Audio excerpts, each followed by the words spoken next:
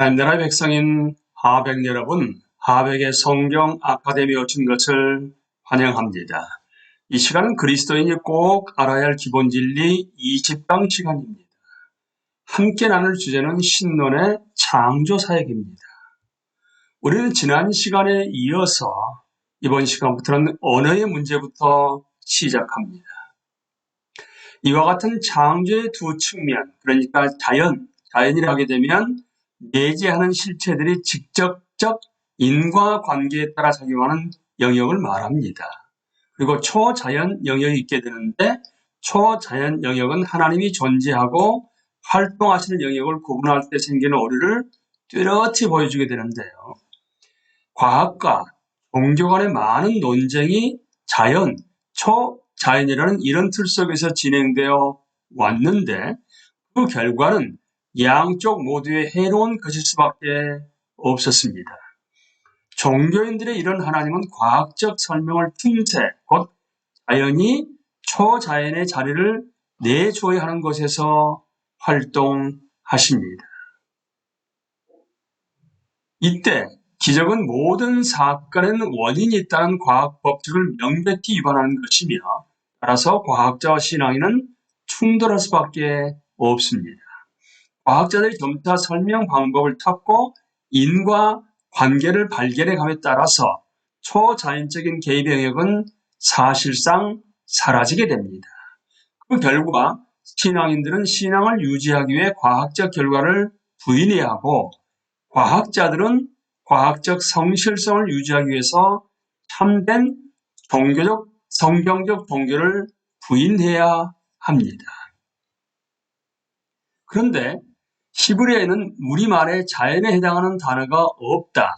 이는 놀라운 일이 아닌데, 만일 우리가 자연이라는 말을 물리적 세계에 작용하면서 모든 현상의 직접적 원인이 되는 창조적이고 규칙적인 물리적 힘으로 생각한다면, 이런 사상을 히브리어로 표현할 유일한 방법은 단순히 하나님이라고 말하는 것이기 때문이다라고 H. 휠러 로빈슨은 말합니다. 성경의 관점에서 비가 오는 것 같은 자연 현상이나 메추라기가 하늘에서 떨어지는 사건 같은 초자연적인 현상은 모두 하나님의 행위입니다. 여러분, 중요하죠? 자연 현상이나 초자연 현상이나 모두 하나님의 행위라는 것이 성경의 관점입니다. 성경은 세계의 존속이 전적으로 하나님께 달려있다고 보기 때문에 세계가 계속 존재하는 것 자체가 기적입니다. 따라서 하나님의 창조 행위를, 자연 질서를 유지하는 행위보다 더 기적적인 것으로 간주하는 태도나 창조 유지 행위들에 대한 과학적 연구가 창조 행위 연구보다 더 훌륭하다고 생각하는 태도는 모두 불필요할 뿐만 아니라 결코 바람직하지 않다라고 R. 호이카스는 말합니다.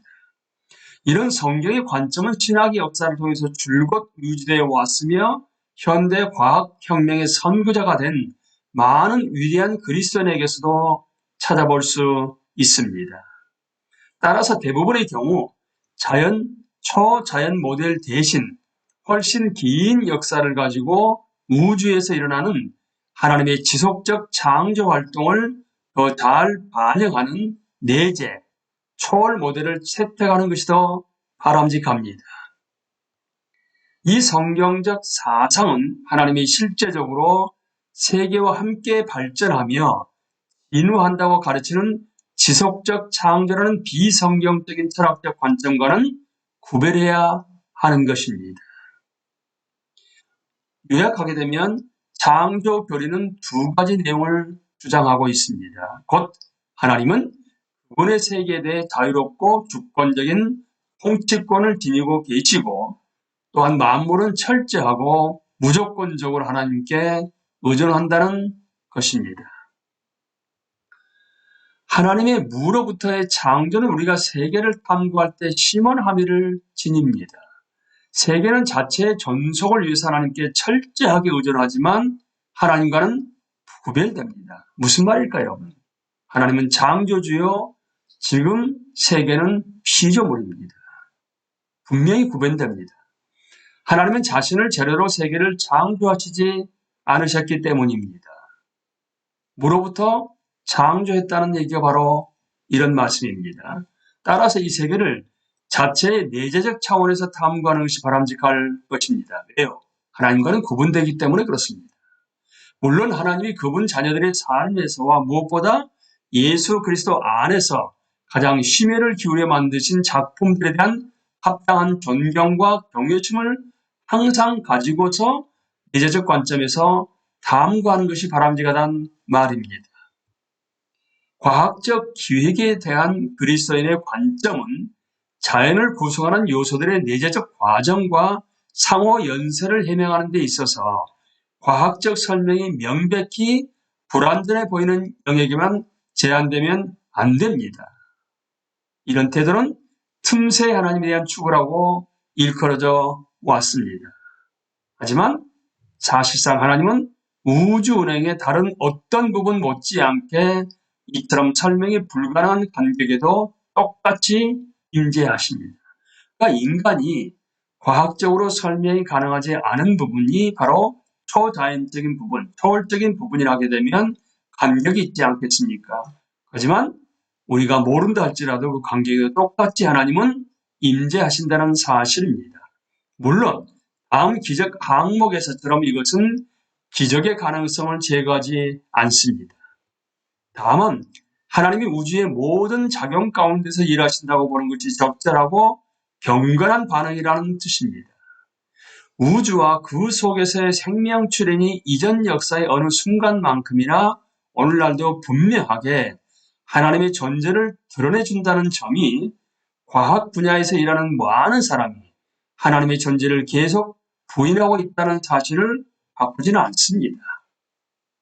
즉, 신앙과 불신앙의 문제는 순수하게 증거의 문제만이 아니라 상당 부분은 도덕적이고 윤리적인 문제입니다. 중요한 얘기입니다, 여러분. 신앙과 불신앙의 문제는 순수하게 증거의 문제만이 아니라 상당 부분은 도덕적이고 윤리적인 문제입니다. 많은 사람의 말을 들어보게 되면 하나님의 실제를 부인하는 1차적 이유가 그분의 실제가 필연적으로 자신의 과거나 현재 생활 방식의 문제를 제기하고 자유를 제한할 것이라 생각하기 때문입니다. 자유를 제한할 것이라 생각하기 때문입니다. 그러나 보다 객관적 근거에 기초하더라도 오늘날 불신앙의 근거는 그다지 확고하지 않습니다. 우주의 내재적 합리성과 우주가 무로부터 추정 가능한 어느 시점에 출현했다는 역사상의 강한 증거, 그리고 특히 인간 생명을 출현시킨 우주의 특별한 질서 등은 모두 만물의 초월적 근거가 있음을 암시합니다. 실제로 과학 탐구와 자연의 기술적 활용은 우주의 기본 질서와 예측 가능성의 토대를 두는데 이런 것들은 결국 신적 창조주의 고유한 질서와 합리성, 자기 일관성, 충실성을 반영합니다. 자연 법칙은 존재하지 않는다. 다만 하나님이 일하시는 양식이 있을 뿐이라고 킹슬리는 말합니다. 그러니까 과학 실험이 의존하는 자연적 원인의 불변성은 성경의 계시를 직접적으로 암시하는 것입니다. 과학혁명이 중세 말기서부 기독교 문화 속에서 일어났으며 과학혁명의 수많은 지도자들이 깊은 기독교적 성경적 신앙을 지닌 사람이었음은 결코 우연이 아닐 것입니다. 창조주를 자연의 원천이자 지금도 그것을 지탱하고 계신 분으로 인정한다면 과학은 우주의 원재료를 다루고 조작하는 데 있어 책임감을 부여받게 됩니다. 하나님의 작품을 다루고 조작한다는 점에서 과학은 청지기 의식을 가져야만 하고 아울러 하나님의 특별한 관점 대상이며 유일하게 하나님의 형상으로 만들어진 인간의 유익을 늘 염두에 둬야 합니다. 그렇다면 기독교는 단지 자연을 바라보는 특별한 방법일 뿐인 것인가? 기적은 무엇이며 그것이 이 세상에서 하나님의 행동하는 방식이라는 전통적 주장은 또 무엇인가? 그러니까 우리는 지금 기적으로 들어와 있습니다. 하나님과 세계에 대한 기독교의 이해에 따르게 되면 우주는 하나님 앞에 열려 있으며 그분은 통치자로서 언제든지 세계를 새로운 방식으로 조직하실 자유가 있습니다. 그런데 하나님이 과연 그렇게 하실까요? 그에 대한 대답은 하나님이 왜 세계를 창조하셨는가 하는 질문에 달려 있습니다. 부분적으로는 하나님이 자신을 드러내고 관계 맺고 영광 받기 위해 인간을 창조하신 일과 관련이 있습니다. 따라서 역사의 중요한 특정 시점에 자신을 특별히 명확하게 드러내고 인간과 만족스러운 관계를 맺으시는 하나님의 행동은 가능할 뿐만 아니라 압도적 개연성이 있습니다. 이런 특정 상황에서 하나님의 행동은 어떤 의미에서 일반적 상황과 다릅니다. 물론 이 순간에 하나님은 내재적 과정을 이용하시지만 말입니다. 이처럼 특별한 계시적 사건들은 하나님의 전반적인 목적에 전적으로 부합합니다. 따라서 그런 사건들은 임의적이지 않고 빈도가 지나치게 높지도 않으며 하나님이 예수 그리스도 안에서 가장 확실하게 자기를 계시하신 사건에 중심을 둡니다. 이런 기본 틀 안에서 신자들은 과거에 하나님이 그리스도 안에서 기적적 구속을 행하셨고 현재와 미래는 우리를 인격적으로 돌보시며 자유로운 주권을 가지고 기도에 응답하고 구속의 목적을 성취하실 것이라는 확실한 믿음을 가지고 살아갈 수 있습니다. 동시에 그리스도인 과학자들은 물리적 우주의 규칙성으로 표현된 하나님의 일관성이 과거뿐만 아니라 미래에도 동일할 것이라는 믿음을 가지고 연구를 수행해 나갈 수 있습니다.